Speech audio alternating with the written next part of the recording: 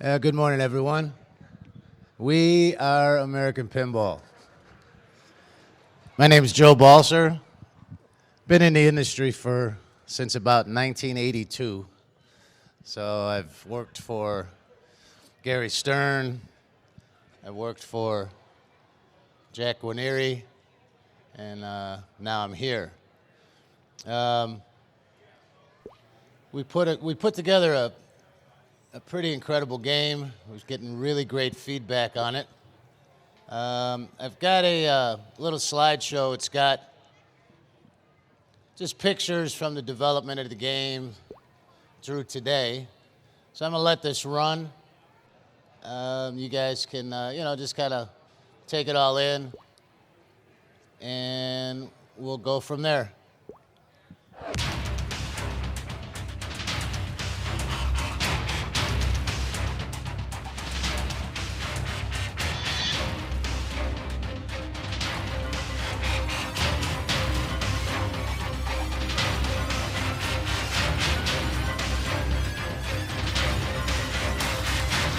Here's some older original artwork.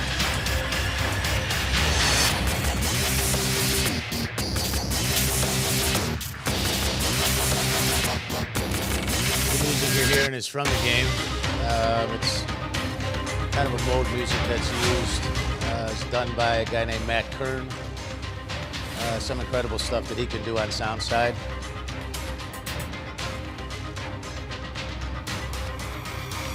If you guys see anything interesting, want to ask any questions on any pictures you see, and just let us know.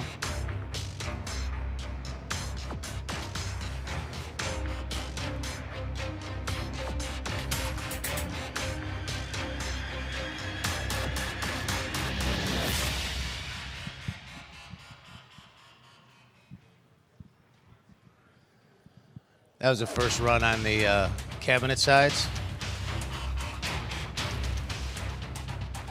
One of the things we've been very lucky with putting this thing together is we've made the right choices each time we came up with an issue. The team is put together with a bunch of experience in the industry.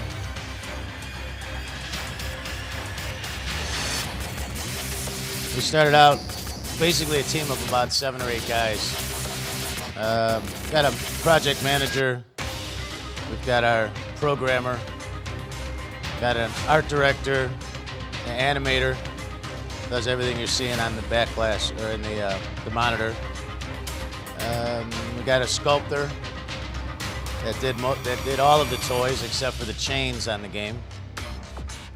We got an ME, an EE, and now we have 2 production managers that are putting together our facility.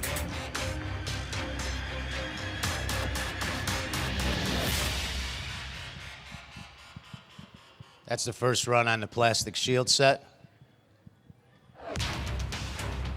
There's some shots of shows we've been at. The reception has been fantastic. I thank all you guys for all the good and all the suggestions you've made. That's when we did the first reveal in Texas. It was a madhouse. A lot of fun to see. People rushed to the game to get first pictures. We pulled it out. We had this over the top of it. We pulled that off, and that started our journey. Just had another show, just a couple show pictures. Show some enthusiasm from people that are around the States. The game that's here was the very first game that we built. So it's game number 1. We had 2 games in Texas. This game is the game that's gone around the States to 5 different shows now. We've had very minimal issues with it. Had some code issues, had a couple mechanicals starting out, but we've gotten through all of those. We had to shut it down one time to reboot it at this show. We were getting some pretty good play yesterday. I hear today is when we'll get some pretty massive crowds in here, so we're looking forward to the challenge of our game, making it through the show without issues. It's kind of given us some really good feedback on how the game is holding up under these conditions, which are not necessarily what you're going to have at home or even on location. So we're in the right direction. We've got a pretty solid game that holds up. You know, it all starts, you got to start with the design. Once we got past the design stage, we had to build our samples. And at that point, there's, you know, two more things that come along. We got sales, and sales and distribution, and then our service network. So we've got actually two things left. We got to build it, and we got to service it. That's basically where we're at now as a company. Early on, what you see is in the artwork, there's a cross between the steampunk and Houdini. And that's what changed our whole thinking of how the game would go together and how it would look. Once we tied that together, the end result is Houdini that you see on the floor today.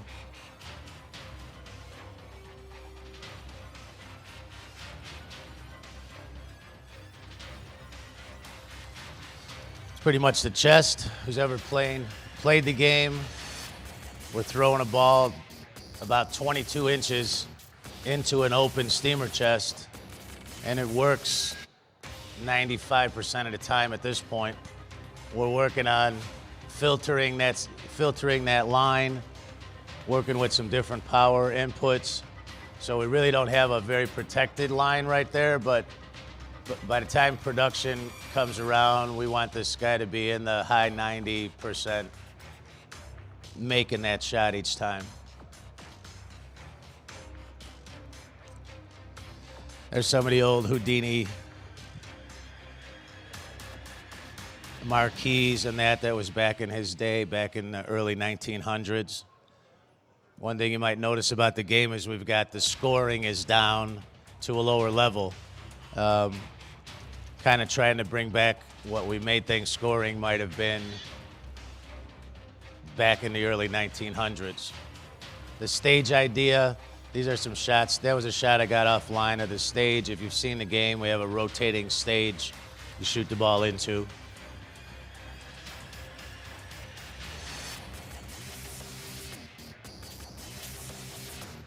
Some of the information that's on the bottom arch. These were some early renderings on how we saw the game coming together once we got the artwork.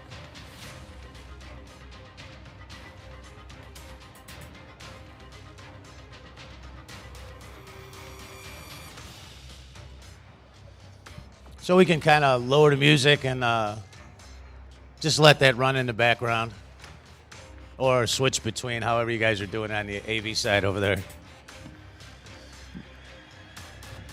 Okay, so I'm going to introduce this. Our owner is Deval Vasani. Deval started to put this thing together about a year and a half ago, brought me on in around October.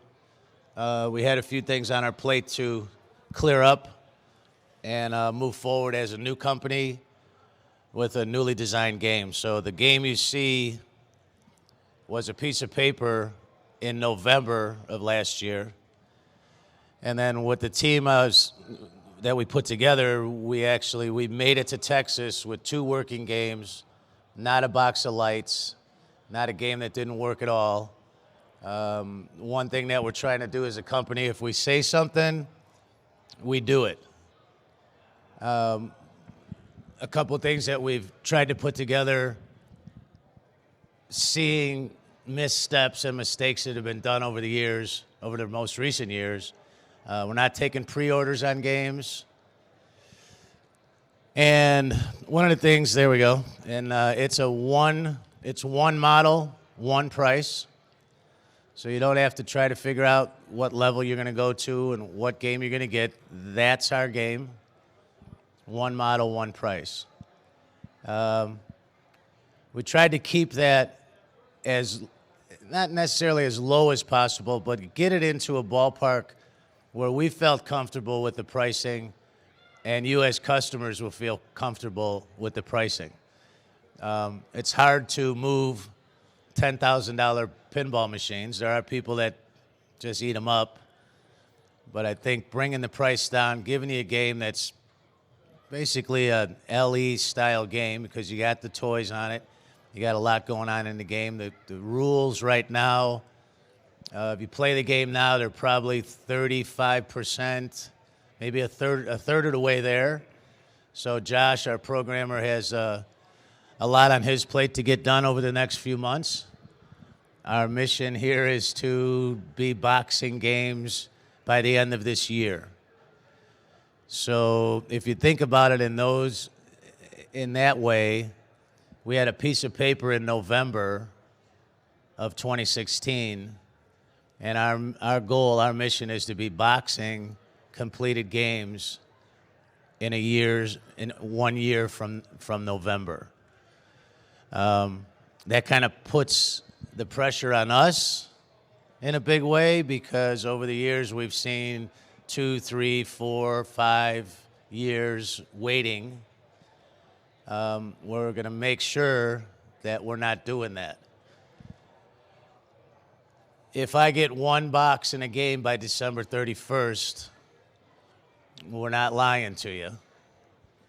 That's not our goal, but that would be the realism of it. The way this thing started, we could see a vision of what Houdini was going to be after a redesign. And like I said earlier, it came together, I believe, because the right decisions were made at the right time. We came to crossroads along the whole 3 or 4 month journey it was to get the games built. And by a lot of prayers, by luck, however you want to put it, everything seemed to work. So we didn't run into any major issues. Obviously, we didn't have to design our own system. For everybody that's familiar with the P-Rock system, that's what's in our game. Josh Kugler, who's our programmer, is very familiar with P-Rock since he was more of a homebrew guy. He did a couple of his own games from the ground up. And he had a relationship with Jerry over at Multimorphic. So the game came up, and believe it or not, this was something I couldn't even believe unless I saw it, was Josh programmed this game for about 3 months without a game. So he was putting in everything that he could in a 3-month window without being plugged into or connected to a working physical game. To tell you the truth, that actually happened about 10 days before we were going to ship to Texas. So about 5 days before we were going to ship to Texas, we were about that close to pulling the plug on Texas. But something happened after that thought process that things started to fall in line. And within a couple days before Texas, we had both games up and running. The second game was a little behind. We were packing up game 1 to go in the truck, while game 2 still had a few things to get done to it. So the truck actually waited a couple of hours for us to get game 2 on there. So it seemed to happen overnight, but in reality, it was a solid 4 months. 4 months of there were 16, 18-hour days. There were weekends we never saw. Everybody put in the effort because we knew what it meant, not only to the company and as a startup, but to our customer base, which really we kind of threw everybody off a little by actually showing up to Texas with 2 working games. Like I said earlier, they weren't a box of lights. They weren't just pictures. So we made an impression. Our first impression was good. And now that we've been running through the states, going to the different shows, the momentum has been building. And the more we show the game, the more positive response we get for the game. So that just leads back to the pressure of making sure we're building by the end of the year. You guys got any questions so far? I'm just kind of winging it up here. We have ideas for game 2, but we need to get through game 1 and make it solid. Yeah.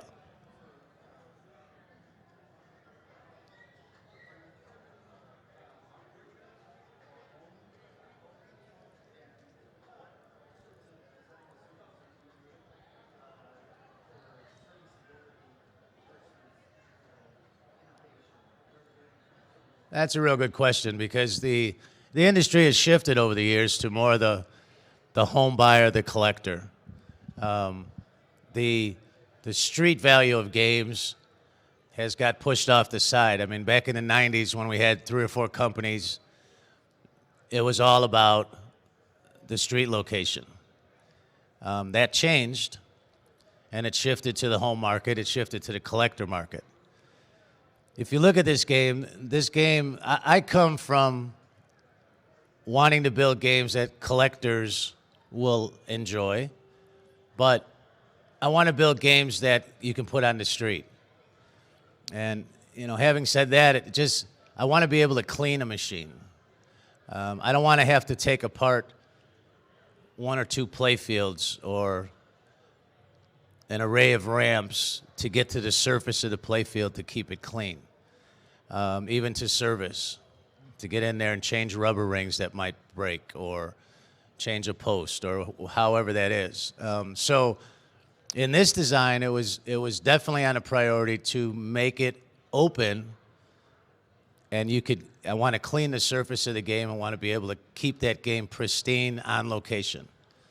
The thing we learned about pinball over the years is, well, not even learned, it's just physics. You're taking a steel ball and you're smashing it against everything on the game to make it self-destruct, but then you get ticked off when something breaks.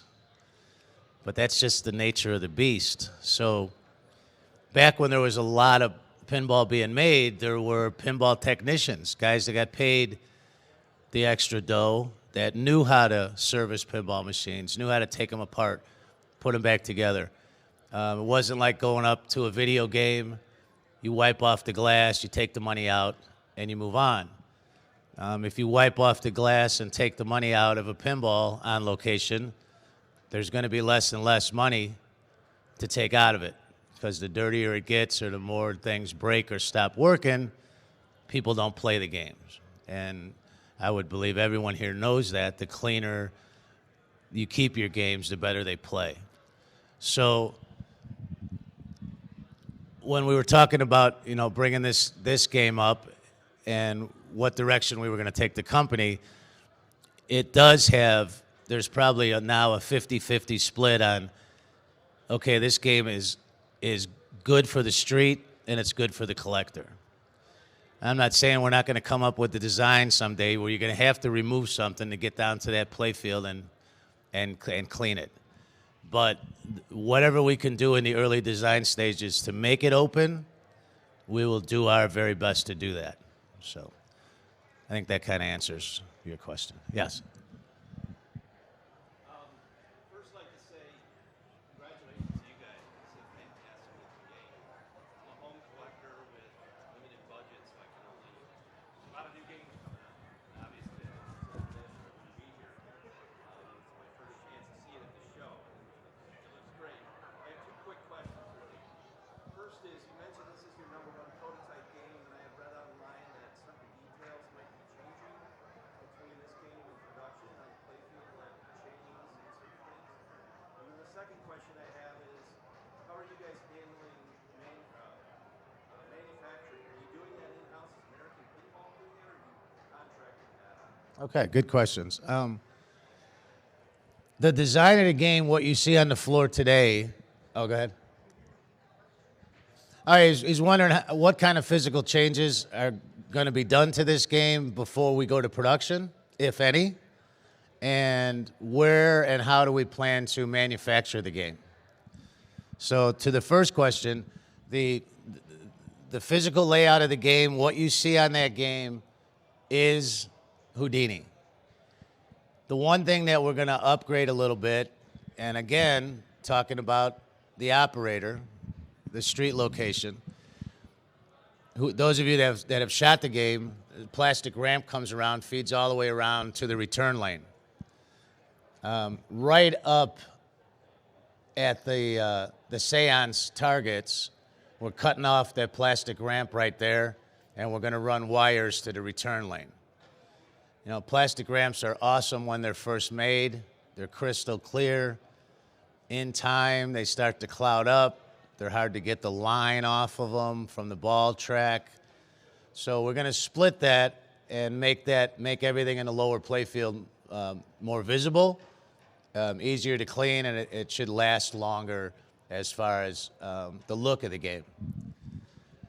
Manufacturing-wise, we're out of Streamwood, Illinois. We got a 15,000 square foot building there. We're revamping, redesigning and revamping what we're doing in-house. So I have 2 manufacturing gurus that are working for us now. We're going to completely build the lines on location, build the games on location, and ship from our location in Streamwood. There are some sub-assemblies that we can purchase to help us, you know, get through the startup. It kind of happens at other companies I've been at, especially early on in the old Data East games, Data East days.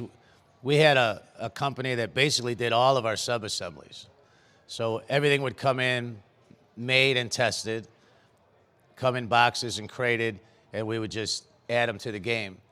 As we were assembling, in time, we started to pull this assembly, save a little money here, build this in-house, till we became self-sufficient back in the day at Data East, and that's carried over through Stega and Stern and everything else. So, but we are using some outside help to get sub-assemblies built.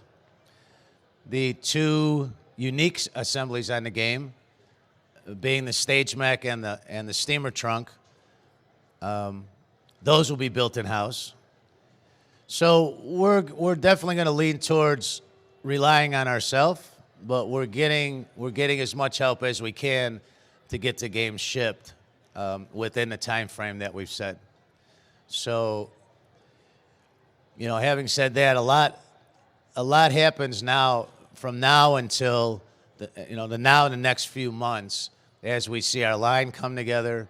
As we run, we're planning on running a sample run for distribution coming in probably September-ish.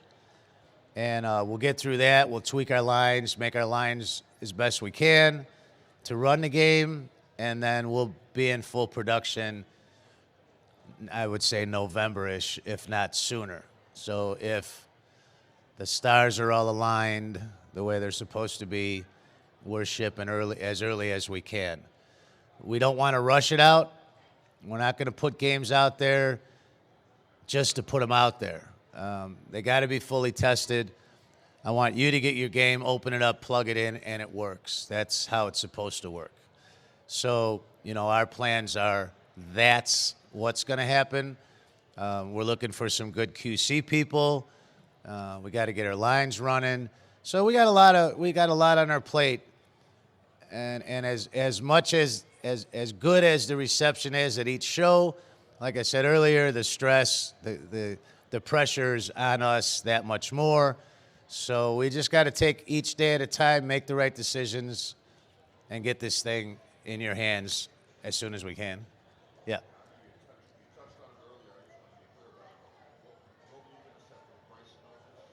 Pricing right now is set at $69.95. Right. I'll have Jolly talk a little bit. Jolly's been setting up our distribution network. The one thing about Jolly, I've known him for 20 years.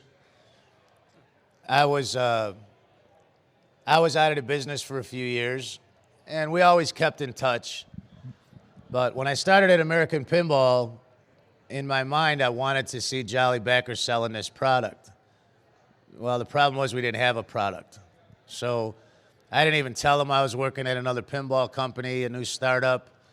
We didn't talk for a few months, and until we had a product that I could show him is when we brought him in.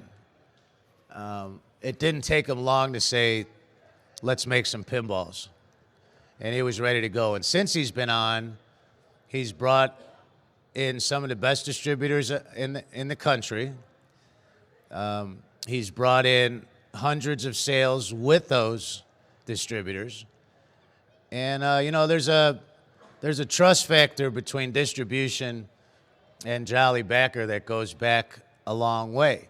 So to have a good reputation when you start, it's just going to carry over and make things flow better and get easier, or not easier, but make it easier to get the distribution network on our side and back our product.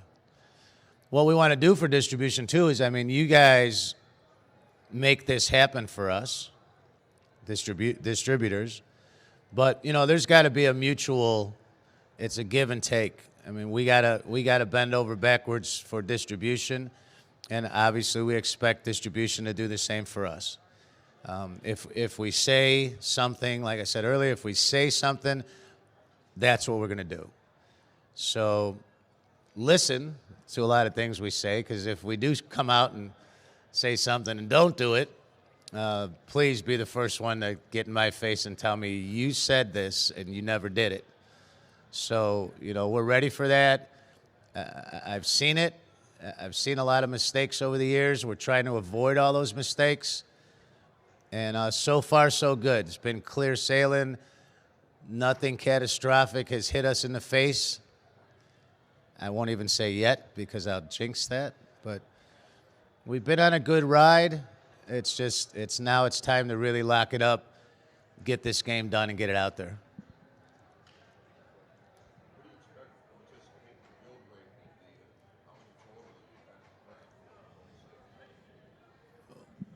Well, we're looking to do initially, and it hasn't been etched in stone yet, but it looks like our first release will probably be 1,000 games. To bring up a production facility, you start at 1, 2 a day, 3 a day, until you everything starts to click, and you're not stopping games before they get to QC, or QC's kicking back games. So it's going to be kind of a slow burn. What I've seen over the years, in the first few weeks, as you're trying to dial this thing in. Okay. But our goal is to get to get to a good flow of 10 a day, but we want to be able to do 20 to 25 a day. I think we'll max out our building at, say, 25 a day. So if we could move 100 pieces a week and get that moving for 1,000 pieces, I'm looking at, 3-month window to get through the first 1,000. We got to hope everything goes right and we don't have too many issues that hold up those numbers. But we want to get to 10 and get steady and feel comfortable at 10, and then bump from there. And as our comfort level moves up, as QC says, that's a good one. Each one that comes down the line, then we start to push more and get more people and grow the line a little bit more. We're going to have a line that can expand. We're going to have a line that can change. If we need to move workstations around to get the flow right, it's going to be a movable line that we can do that and adjust on the fly. Something that we don't want to dedicate a certain line to a certain way to build a game, because the next game is going to be different. So you got to have that type of flexibility. And the guys we got in line right now understand that, have seen it, have been on lines before. And we have another guy that's done a lot of production engineering, a lot of manufacturing engineering. Brilliant guy, has been coming up with a lot of good ideas on, how to rotisserie, the old style rotisseries, how we can make those better, how we can make our carts work in maybe 2 or 3 different ways. So there's been a good amount of thought that's gone into it. Now it's time, we're starting to pull the trigger on what we need to get done. So, yeah.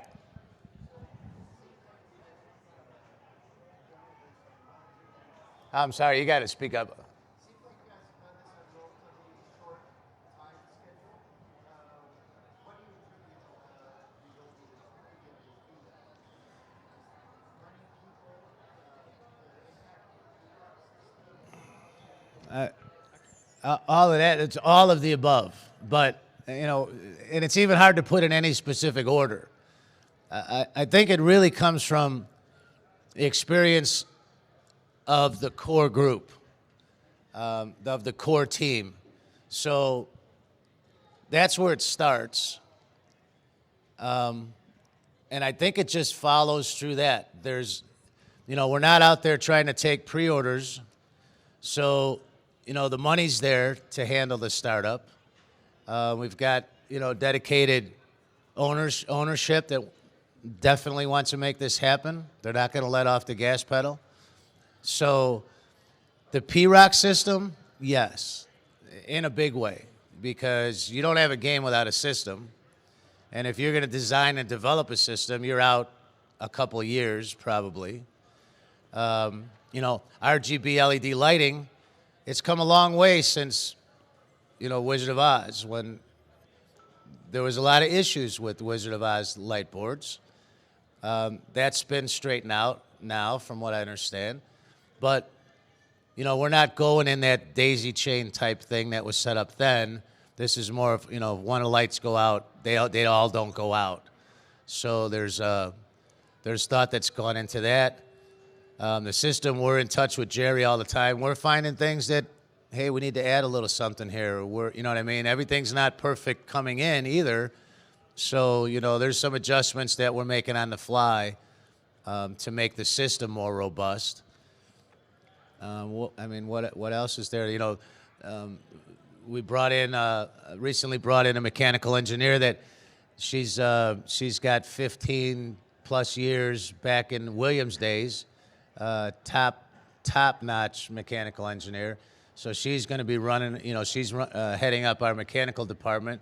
And since the game is definitely more accepted and people like it as it's going along and the buzz gets out there, you know, you start to hear more from people in the industry, from MEs and EEs and guys that really can, and women that can really contribute.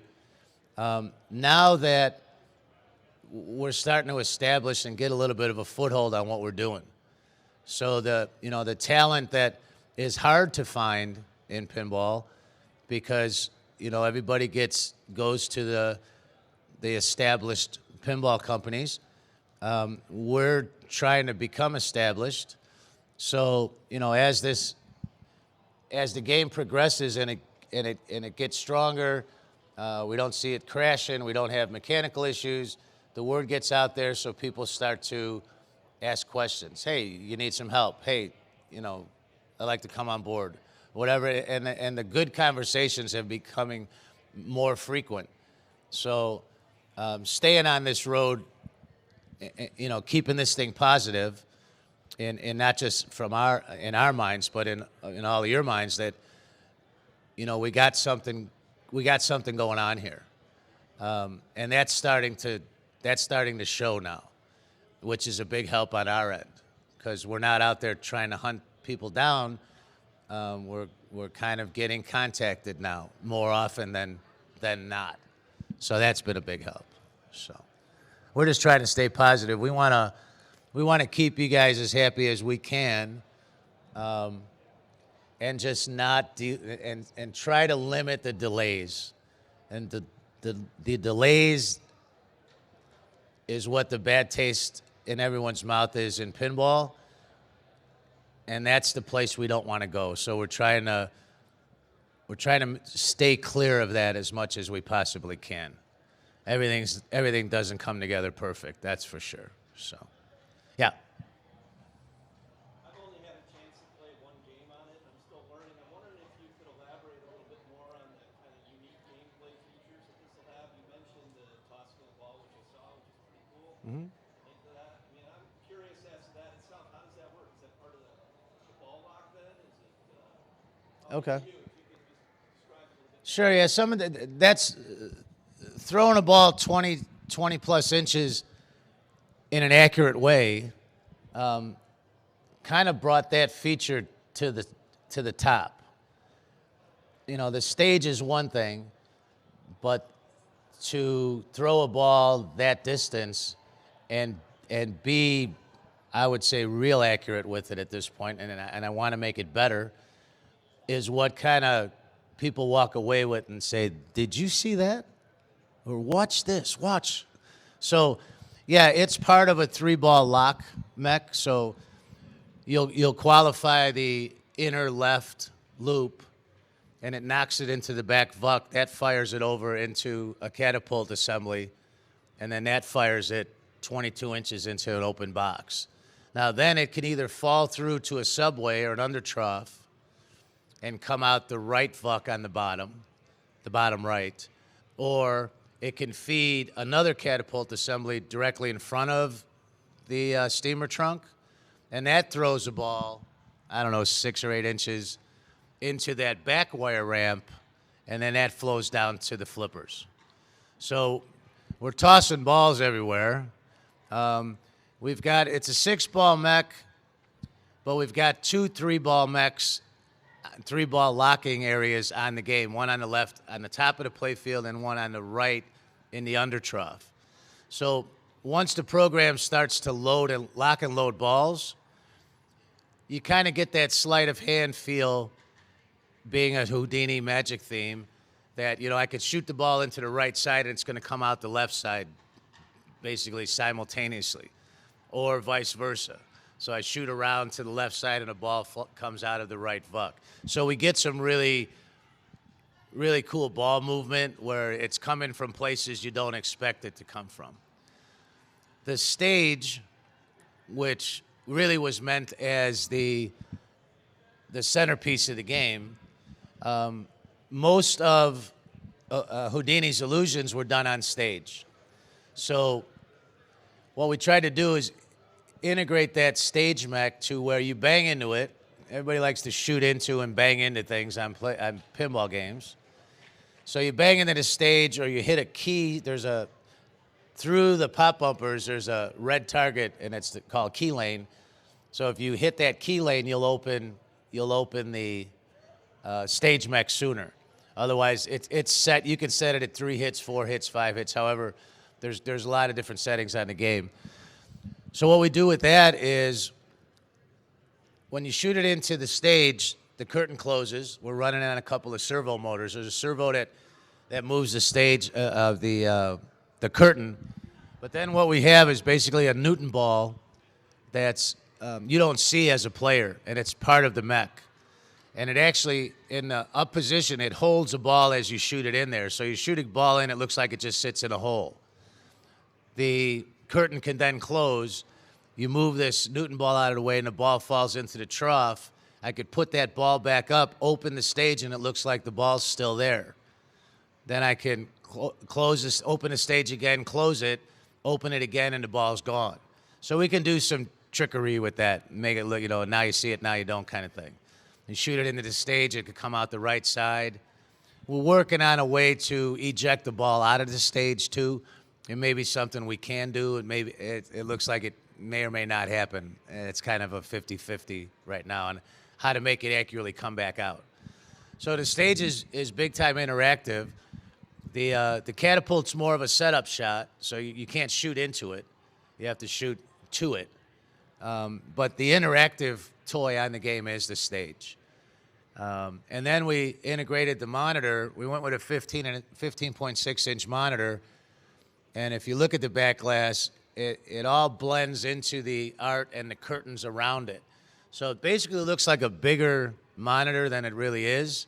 But the integration and the color match that happened really made that come to life. So we have been getting a lot of compliments on how the back glass looks with the integration in the monitor. So again, we were at a crossroads on which way to take this, and we collectively made the right decision. And it's come out looking really great, and it's only going to get better. There's more animations being added all the time. Like I said, we're a third of the way through the code. which means we're a third of the way of what you're going to see on that screen. We're a third of the way on the amount of play and different modes and everything else that we're not even seeing yet. So there's a lot to go, but the main features, that kind of explains the main features, I think. Yeah, it's a 6-ball. We were looking to do a 7-ball just because of the 7 letters in Houdini, but we're starting to get into a unique mech, and we tried to stay away from that a little bit, just time. If we can pull it off, we might still go back to a 7-ball trough, but right now we're at 6. Yeah. No, there's really no Houdini estate because he never had children. So it was really never passed on through the family. And when we had counsel look into it, they assured us, obviously they assured us that, we trademarked this, it's ours. There's no licensing fee. Even his likeness is covered in the same way. So why there wasn't a Houdini pinball in all these years, no clue. But it's yeah, and it's worked out really well for us. We've double and triple checked that. Even had some input from our friend Roger Sharp that said, "Hey, you guys got this thing covered," and to come from Roger and show a little concern, make sure you guys got this covered. You don't want to have another. Yeah, there you go. So that part is definitely covered. Anybody else? Question? I'm going to turn it over to Jolly for a second. I have one question. Jolly has a question. How many hours does it take to make a pinball? You talking production-wise? Man hours. Yeah, man hours on a pinball was always around the 20 to 24-hour mark. So there's a lot of man hours that still go into pinball. I mean, I'm sure it's down from there now because of less and less solder time, and the cabling is different.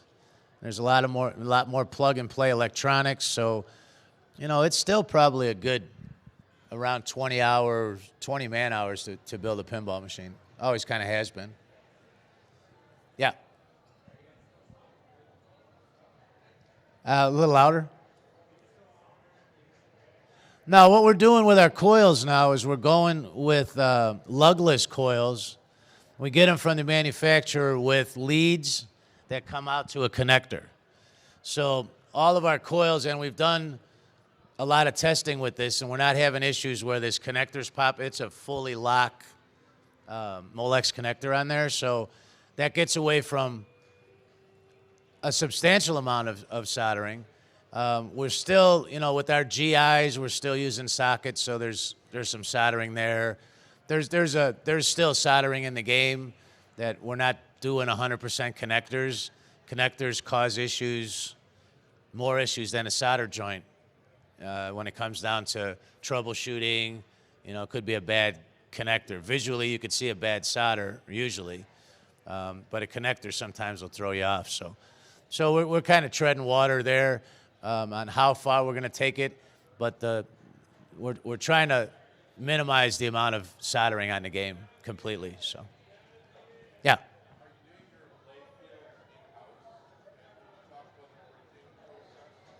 Well, we are digitally printing. We have a house in Western Illinois that has worked with us in the past, but we're leaning towards keeping that same vendor. But there are other vendors out there that may or may not give us a better product. One of them that everybody knows around here is Mirko overseas. We've been in talks with him. He makes a pretty quality board. Obviously, you can't run out there and supervise a change or something unless you're going to fly halfway across the planet to get there. So there's the logistics issues there. But especially like the board that you see in here, that's gone to 5 shows now. There's some dimpling that still happens. Kind of can't get away from that. But there's no cracking. There's not peeling anywhere. We're not having any issues with that.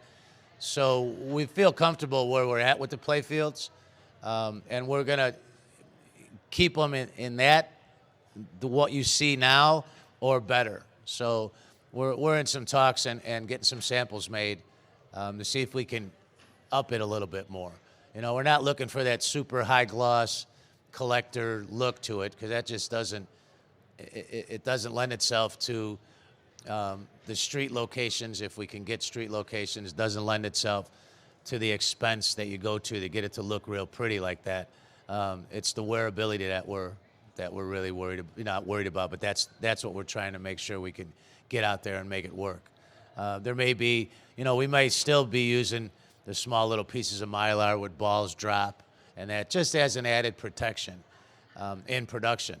So, and where balls come out of the vuck holes, to have the old the Cliffy style to give you some protection there.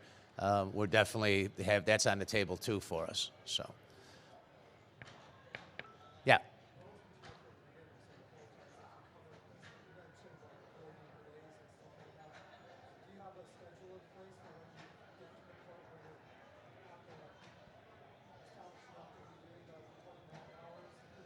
Oh no, we haven't gotten to a schedule yet. When we do, we're going to be in touch with our distributors to make sure they're on board with us on how our schedule starts to look.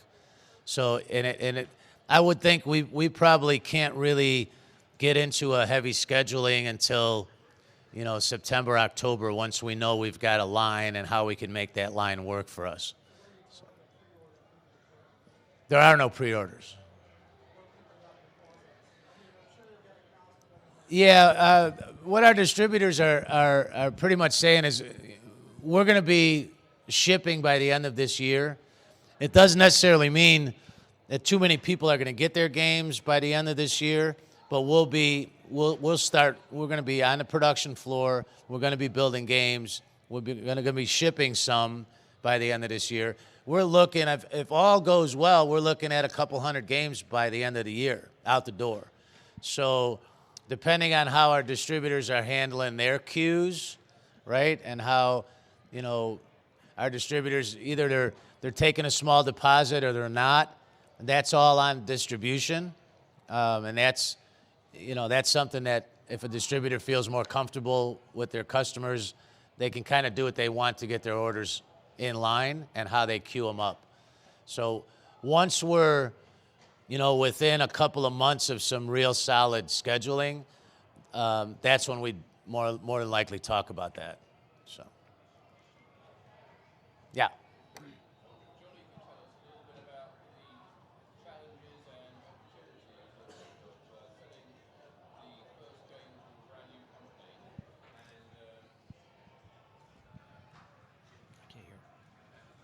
He wants to kind of know about like the challenges of selling pinball for a brand new company, a startup. Like how has that been working for you? Well, getting distribution together right. And I've been in the business 36 years and primarily distribution, U.S. and Canada and South America distribution, regular distributors that carry, pinballs and pool tables and vending machines and so forth. So, quick story. Joe calls me up, and I live in California, and I have a job there, a good job, and he says, "Hey, you got to come to Chicago." I said, "Well, what are you talking about?" And he goes, you need to come to Chicago. We have a pinball company that we're starting, and we want you to look at it and run the sales and marketing. I said, "Come on, Joe." I said, "Are you serious?" And so he goes, "No." And so I trusted him. So I got on a plane the following week and packed my bags for 3 days, and went to the office, saw the pinball, and said, let's negotiate a contract. So we did with the owners, and got on a plane that Friday and went to Texas for the Texas show. couldn't believe it. That's the first time I've been to these type of shows, and overwhelming response. And I knew right there and then this baby's it's gonna make my job real easy. It's these guys that are, got to pound them in the head to get them to get going here. They're doing the best they can. I got to tell you, they work their butts off. But overcoming, if this were a good game, as good as it is, we'd have a huge problem because of the past of what's happened in the business with a few other companies. Not very good reputation. So we're proving to everyone and all you folks is we're in this thing. We've been to 5 shows, and we picked the top 5 shows in the country, and this is one of them. And we have limited distribution. We're not going to hoard this thing up. There's going to be probably 12 to 15 distributors.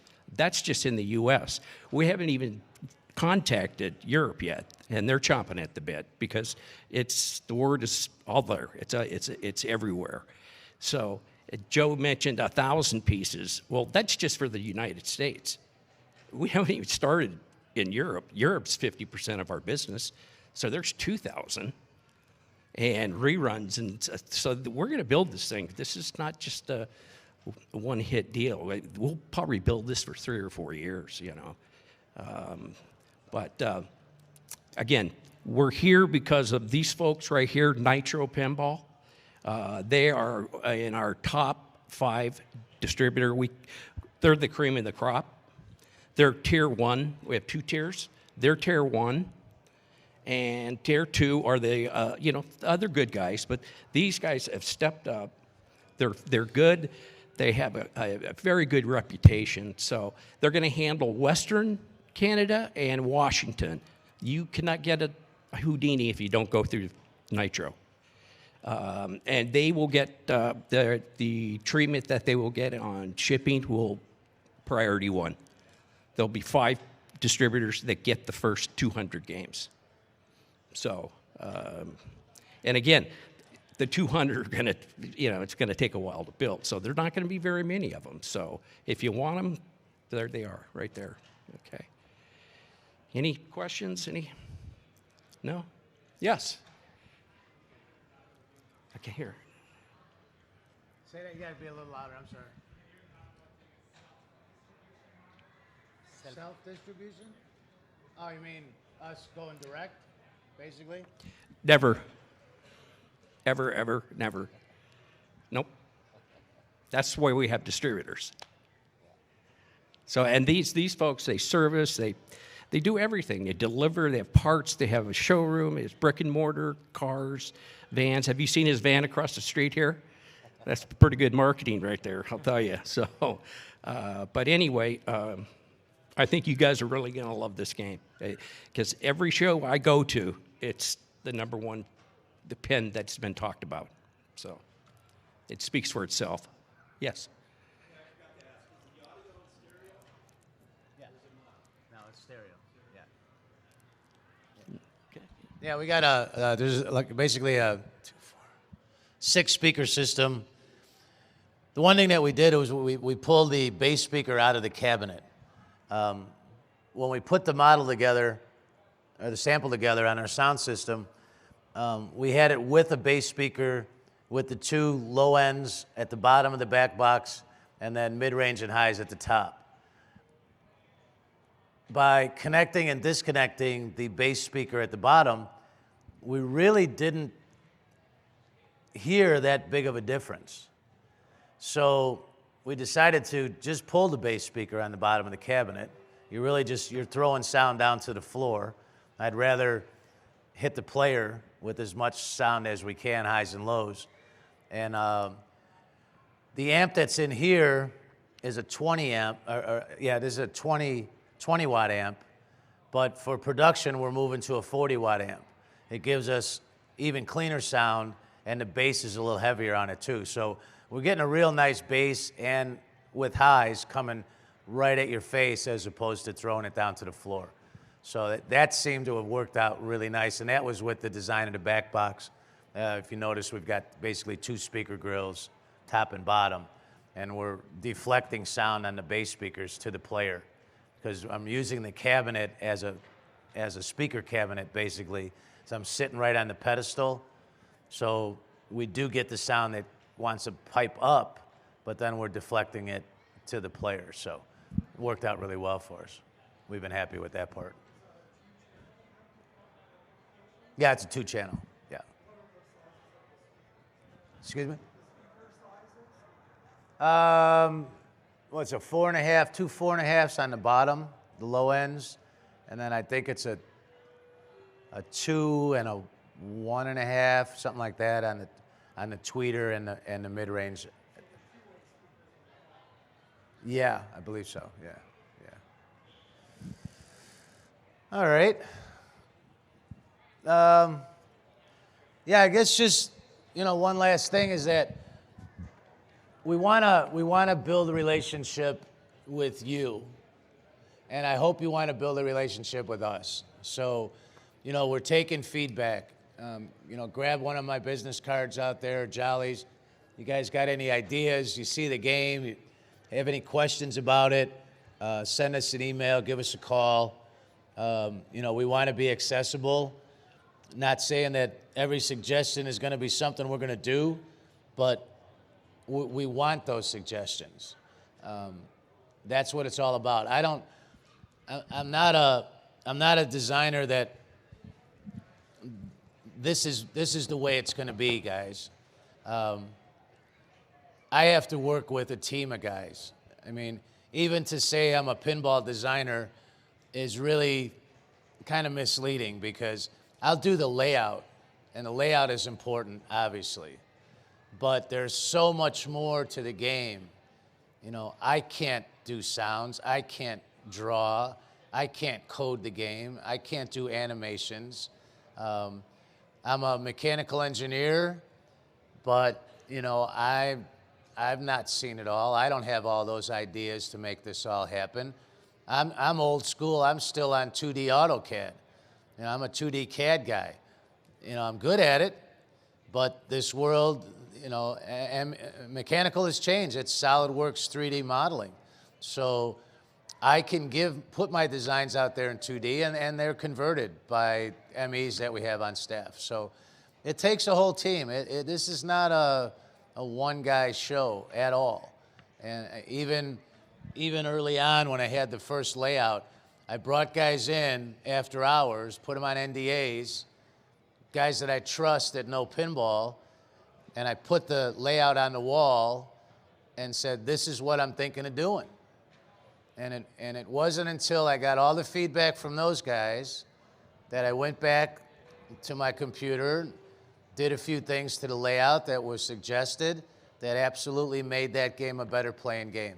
So, I get input from my connections and guys I know in this business, and that includes all of you. So, don't be hesitant to say, hey, why didn't you do it this way? Or, maybe someday I got an idea, let's talk about it. We're open for that. And that's the kind of relationship we want as American Pinball, is to, have that friendly relationship with our distributors, with all of our customers, and just make this thing fly. It's difficult to do, but if you try to make it simple, and you're not banging your head against a wall every day to, how do I get this done? Everything does seem to come together, as it's kind of proof of how this game came up as quickly as it did, and how we're going to get games to you in a time frame that has been out of the ordinary in pinball for a while. So that's our goal. That's who we are. Like I said, come by and talk with us. Take us on the side. Let us know what you guys are thinking, and we'll take that all in. We'll absorb all of it. That's about it. We got about 12 seconds. So thanks, everybody. We'll see you out on the floor.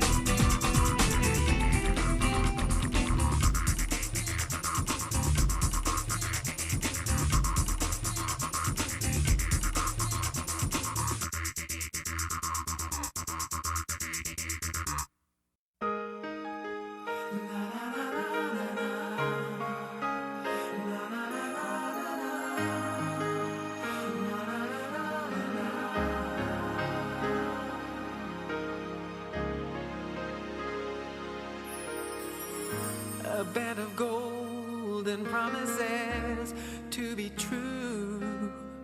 From this moment you were my wife.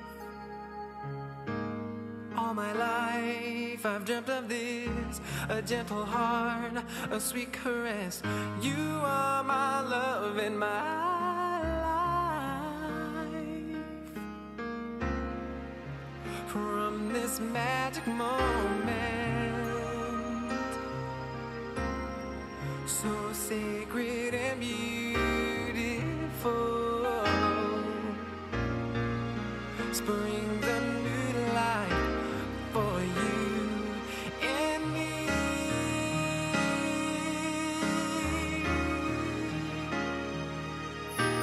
Two hearts that beat together, a private dance for you and I, a life of love we will share with each other. These will be the best years of our lives.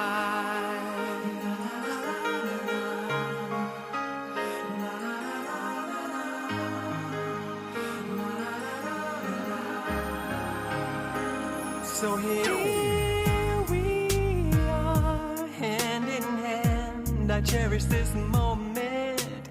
I still can't believe that it's true. It's true, yeah.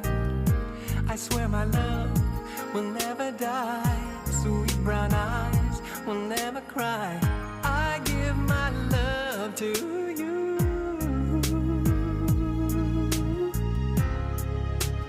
Now and forever.